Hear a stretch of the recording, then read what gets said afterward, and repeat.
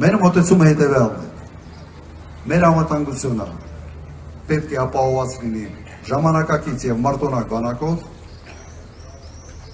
հզոր դաշնակցով եւ ուժեղ առաջնորդով։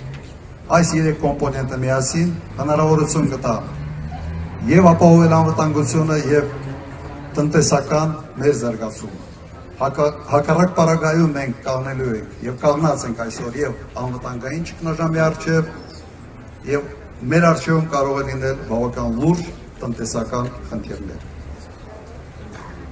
Ուրեմն պետք է ստապվենք եւ այս ամենը շրջանցելու ճանապարհը մեկն է։ Այդ ճանապարհը հունիսի 7-ն է եւ այդ ճանապարհը քվեաթերթիկն է, որի